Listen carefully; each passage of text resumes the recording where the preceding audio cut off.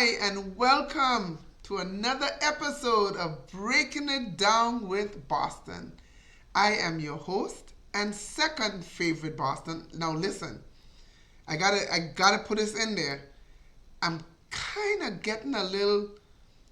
I think I'm out there now, so it should be maybe 1.5, not quite 2. So, but that don't sound good. So I'll keep saying second, but I need you guys to start commenting. You know what? Let me stick with second for now because I might get thrown off. But welcome to another episode of Breaking It Down with Boston. I truly hope that you've been enjoying the information that we've shared thus far. I'm so excited. I just recently traveled and I met so many of my subscribers along my journey. And when I tell you that I was excited, I was excited. I guess that's why I'm so hyped, because you guys almost made me feel like I was the number one Boston. Like, people were meeting me and saying I love the information, and I can't even tell you how appreciative I was to hear it.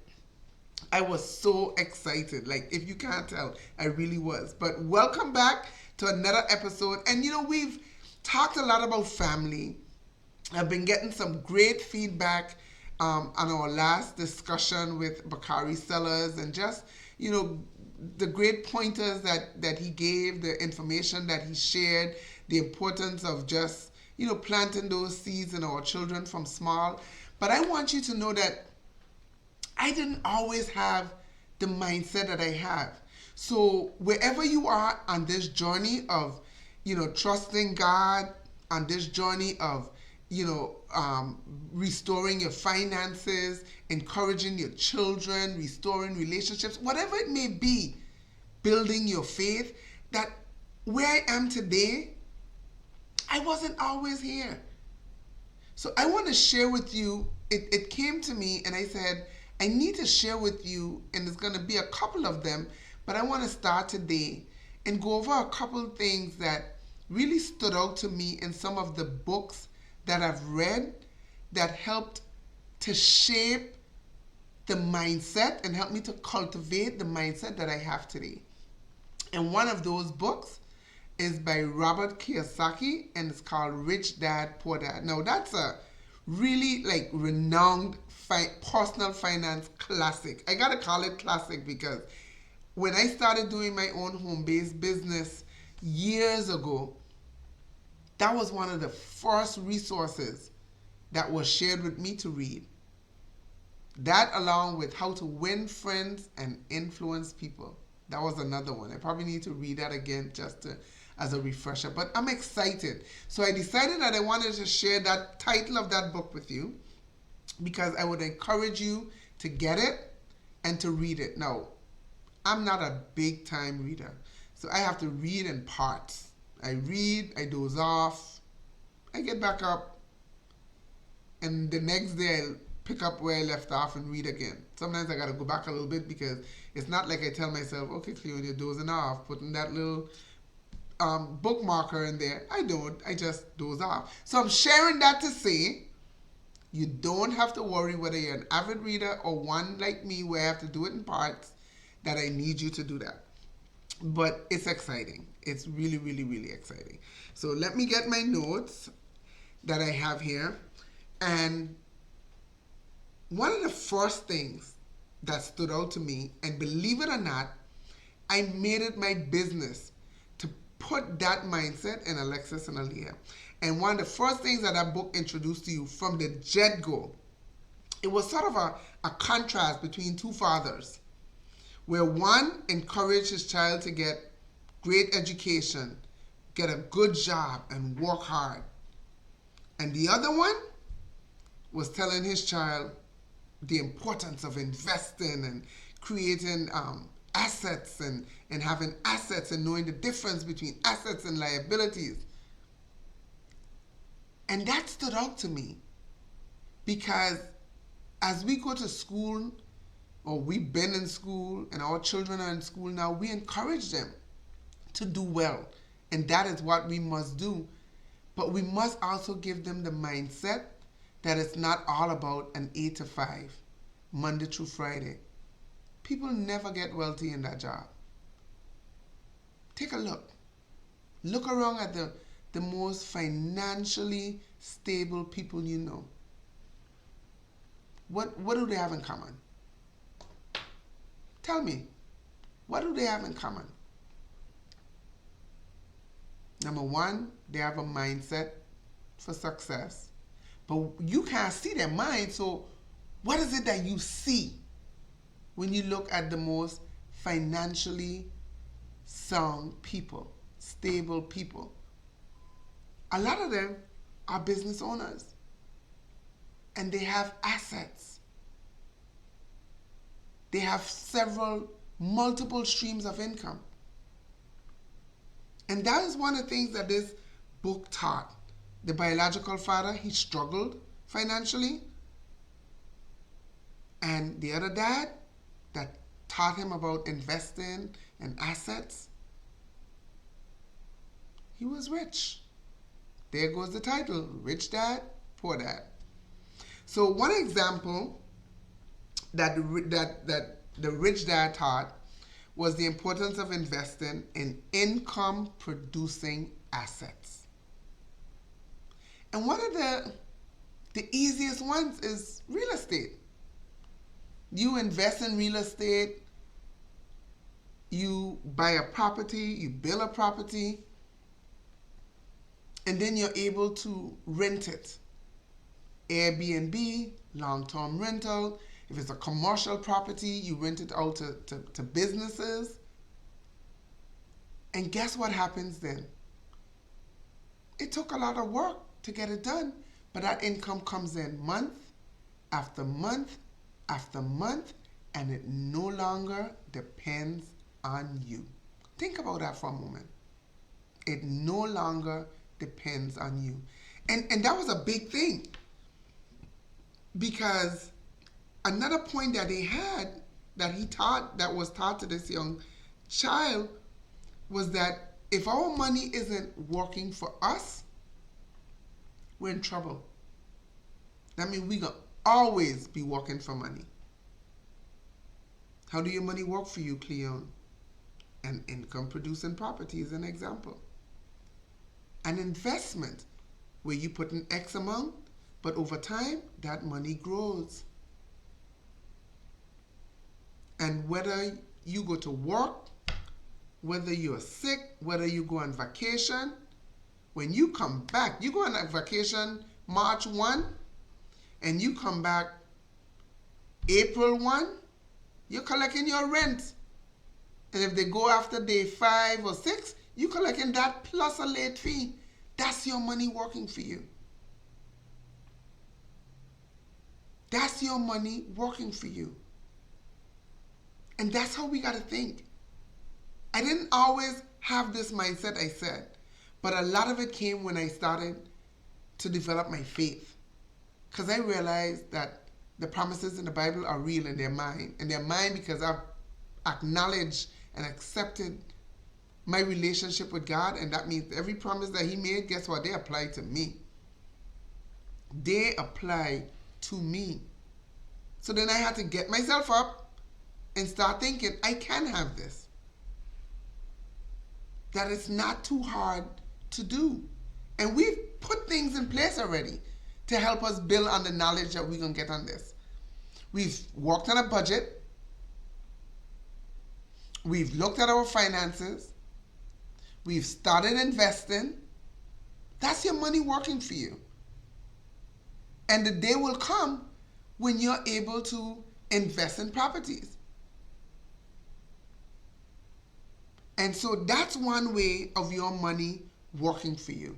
His son was taught by Rich Dad the importance of knowing the difference between assets and liabilities. I tell Aaliyah all the time, because we used to love talking about cars, and I think we mentioned this on the very first episode together. They saw a car, they loved it. And when we looked at it, I said, Aaliyah, Alexis, look at that car, Infinity. You know how much money those things cost then?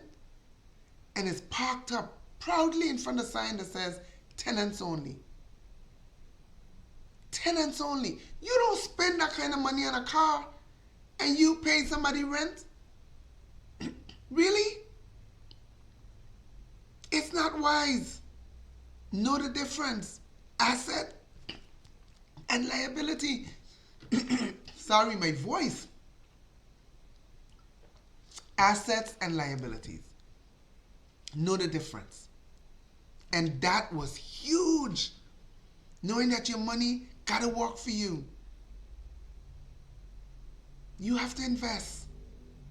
And my story isn't your story. So it's not a one cut, you cut a fabric, you make the dress, one size fit all. It's not.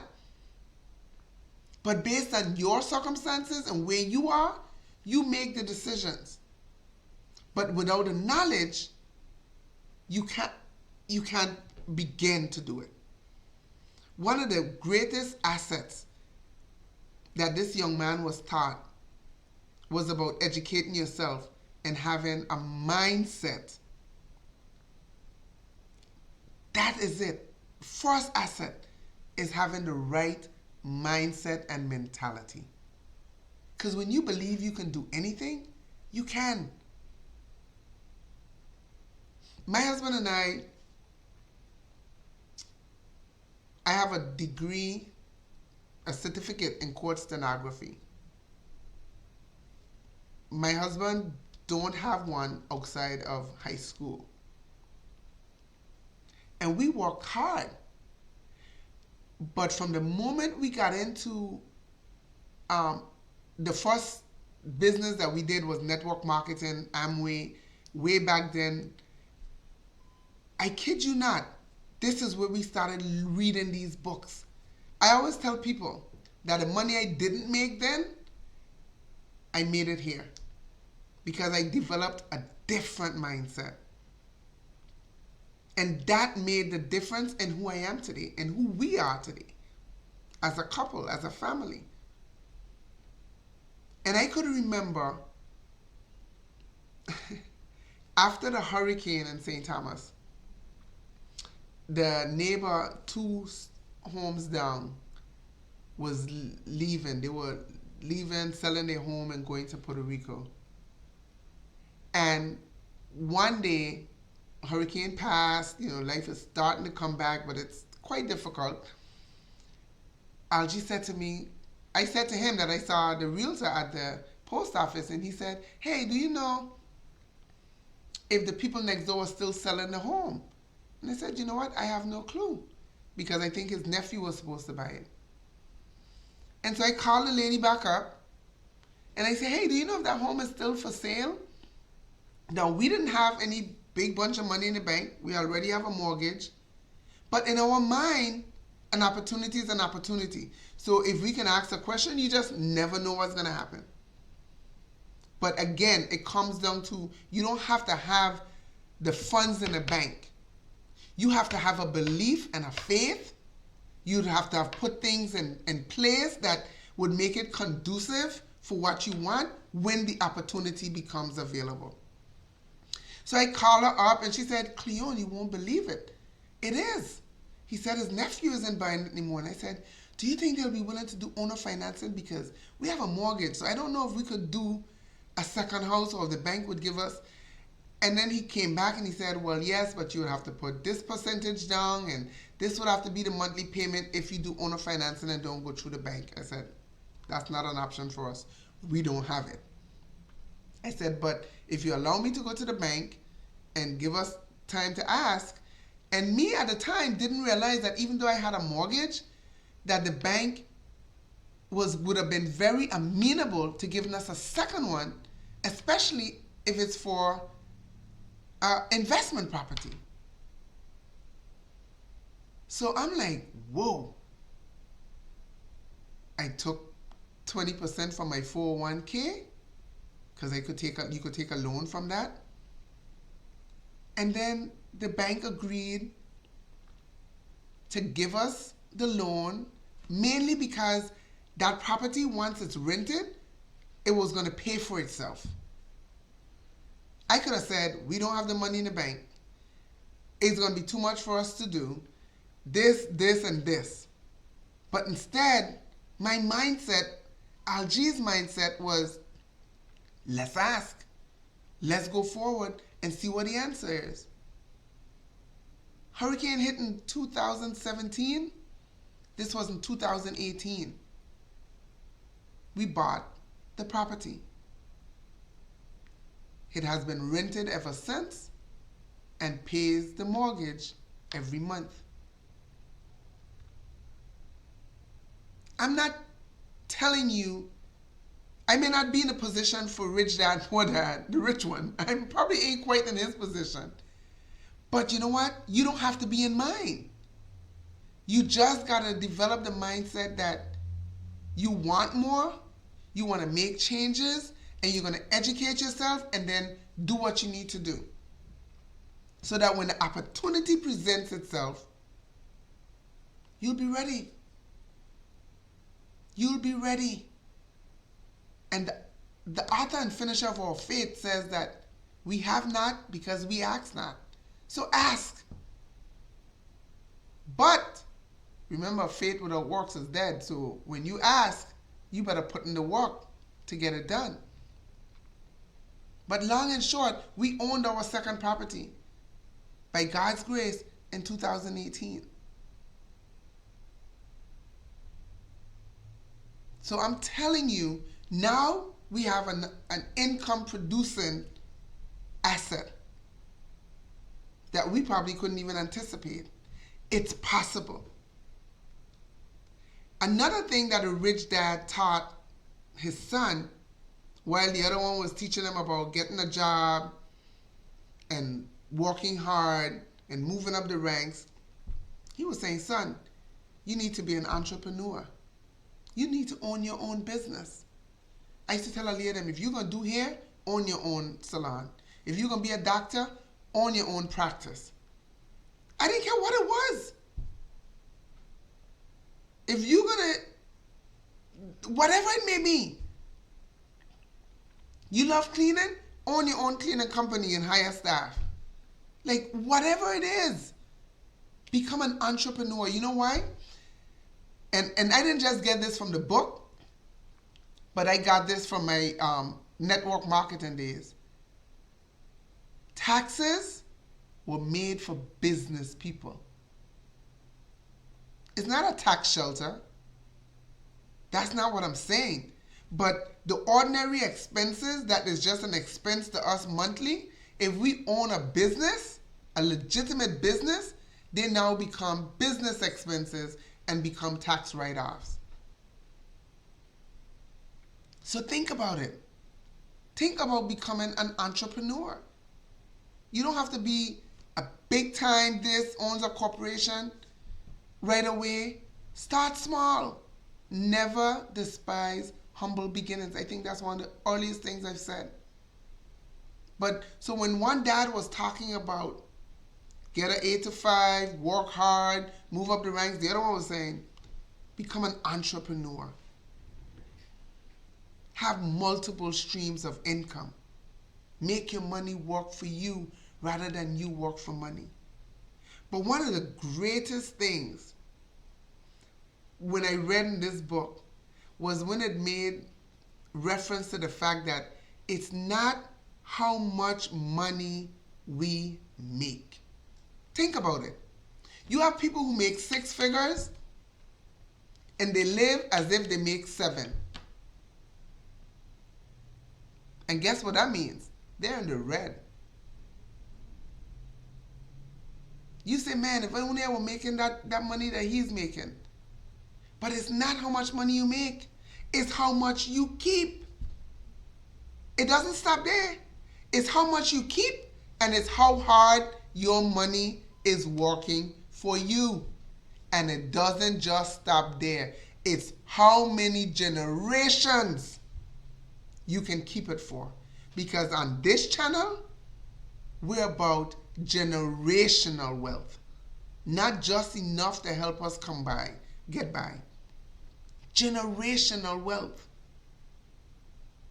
Now, I'm trying to get you excited about going and ordering this book, reading it, educating yourself, developing the mindset that when you see a property for sale, you walk up as if you know your bank account rolling over and you said, I'm interested in getting some information on this property that's here for sale.